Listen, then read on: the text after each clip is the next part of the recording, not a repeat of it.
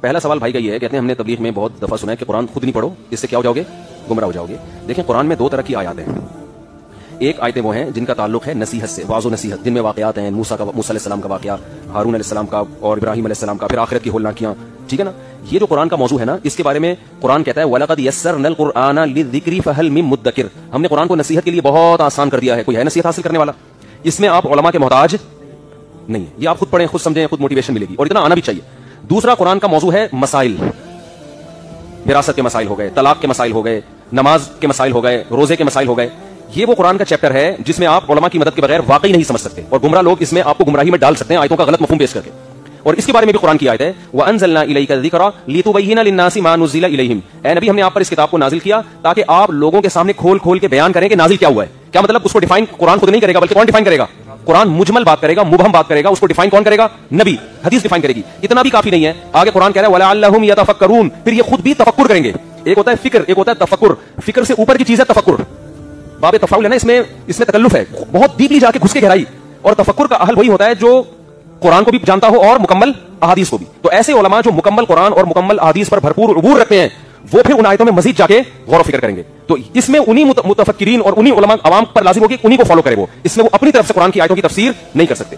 تو جو علماء کہتے ہیں نا قرآن خود سے سمجھ کے خود نہیں سمجھو لوگوں سے، ان کا مطلب وہ مسائل والی آیات، اور وہ مسائل والی آیات آپ کو خود سے سمجھ میں آئیں گے بھی نہیں۔ آپ قرآن کی جو وصیت، جو وراثت کی آیتیں ہیں نا، ترجمہ پڑھیں، آپ کو وراثت کے مسائل نہیں آئیں گے جب تک آپ اس کے ساتھ کوئی تفسیر ایڈ نہیں کریں گے۔ تفسیریں بھی تو لوگوں نے لکھی ہوئی ہے نا، وہ پڑھنی پڑے گی۔ آپ طلاق کے مسائل ہو گئے، نماز کا قرآن میں تذکرہ ملتا ہے، طریقہ ملتا ہی نہیں ہے۔ تو اللہ کے اس حکم کو پورا کیسے کرنا ہے، آپ حدیث اور حدیث کے بعد پھر فقہا کی طرف آپ کو جانا پڑے گا۔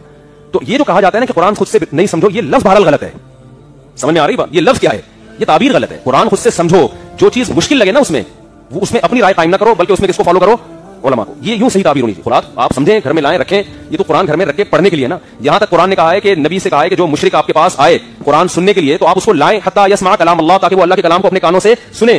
آگے اللہ کہتا ہے اس لیے کہ یہ لوگ وہ ہیں جن کے علم نہیں ہے، ان کے پاس بہت سے لوگوں کے پاس علم نہیں ہے، اس لیے اسلام کا انکار کریں۔ جب یہ قرآن سنیں گے تو یہ انکار نہیں کریں گے، بلکہ اس کی آیات پر ایمان لے آئیں گے۔ تو جب غیر مسلم کی سمجھ میں قرآن آ سکتا ہے اور اس کے بارے میں ترغیب دی جا رہی ہے کہ یہ خود سے سنے، تو خود سے سنے گا تو خود سے سمجھے گا بھی نا۔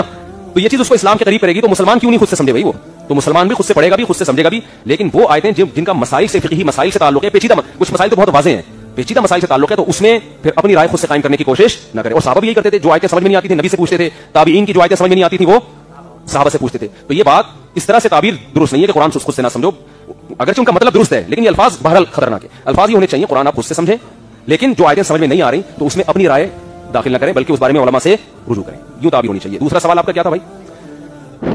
تبلیغ جماعت میں درس قرآن نہیں ہو، تبلیغ کی باتیں تبلیغ والے سے پوچھو۔ میں کوئی تبلیغ میں رائے میں کوئی شورا کا رکن تو ہوں نہیں۔ وہ معین اختر سے انور مقصود نے پوچھا کہ آپ کے ماموں کیا کرتے ہیں، اس نے کہا ماموں کی باتیں ماموں سے پوچھو۔ جب زیادہ اصرار کیا تو اس نے کہا ماموں گالیاں دیتے ہیں۔ ماموں کیا کرتے ہیں، اس نے کہا یعنی مطلب حالات ایسے ہو گئے کہ ماموں کیا کرتے ہیں، گالیاں دیتے ہیں۔ بلب کے رشتہ داروں کو گالیاں، ٹیوب لائٹ کے، کیونکہ بجلی ہوتی نہیں ہے تو بلب کے رشتہ داروں کو گالیاں، نل کا کھولو پانی نہیں ہے، نل کے رشتہ داروں کو گالیاں۔ تو تبلیغ کا کام اتنا پھیل چکا ہے، میرا خیال ہے ان کو ڈر یہ ہے کہ اگر ہم نے درس قرآن کا پراپر سلسلہ شروع کر دیا تو ایسا نہ ہو کہ عامی آدمی جب درس دینا شروع کرے تو وہ کچھ اور ہی نہ کر دے، تو شاید اس وجہ سے وہ ڈرتے ہیں۔ لہٰذا وہ یہ ترغیب دیتے ہیں کہ جو محلے کی مسجد کے امام ہیں، عالم ہیں، مسائل اس سے پوچھیں، ان کے درس قرآن کے حلقوں میں آپ شریک ہوں۔ دیکھو کام کا حجم جب بڑھتا ہے نا تو حساسیت بہت بڑھ جاتی ہے۔ تو یہ ڈر لگ رہا ہوتا ہے کہ ایسا نہ ہو کہ جیسے تبلیغ جماعت باہر دنیا میں جاتی ہے، مسائل بتانے کی اجازت نہیں ہے ان کو، اس لیے کہ اتنے زیادہ علماء ہر جماعت میں سارے عالم جا رہے ہو پھر تو ٹھیک ہے، زیادہ تر تو عوام ہوتی ہے نا اس میں، تو اب ان کو مسائل بتانا اگر شروع کر دیں تو غلطیوں کا امکان بہت زیادہ ہوتا ہے، ایک نیا فتنہ نہ کھڑا ہو جائے۔ یہاں تک بھی تبلیغ جماعت پہ پابندی ہے کہ کسی دوسرے ملک میں جا کے کسی غیر مسلم کو اسلام کی دعوت بھی نہیں دینا۔ لیکن یہ الٹا کام اس لیے سیدھا ہے کہ اگر تبلیغ جماعت باہر جا کے غیر مسلموں کو اسلام کی دعوت دینا شروع کر دے تو دوسرے ملکوں میں تبلیغ پر پابندی لگ جائے گی، پابندی لگے گی، بولیں گے تو ہمارے مذہب کو ختم کرنے کے لیے آ رہے ہیں۔ تو کچھ چیزیں سیاسی مجبوریاں ہوتی ہیں جو ہم اور آپ یہاں بیٹھ کے فیصلہ نہیں کر سکتے، جب آپ اس پیمانے پر سوچتے ہیں تو ہاں تبلیغ جماعت اگر لوگوں کو درس قرآن یا قرآن سیکھنے سے منع کر رہی ہوتی پھر آپ کہتے ہیں، تو وہ منع نہیں کرتے، وہ کہتے ہیں بھائی یہ 3 دن چلا 4 مہینے جو آپ لگاتے ہو یہ دین کا جذبہ پیدا کرنے کے لیے، تو اس جذبے کو کیش کراؤ، قرآن پڑھو جا کے، کس نے منع کیا ہے؟ اب کوئی نہیں کر رہا تو یہ پھر اس کا ہیڈک ہے۔ یہ میرا خیال ہے تبلیغ والوں کا ہیڈک نہیں ہے۔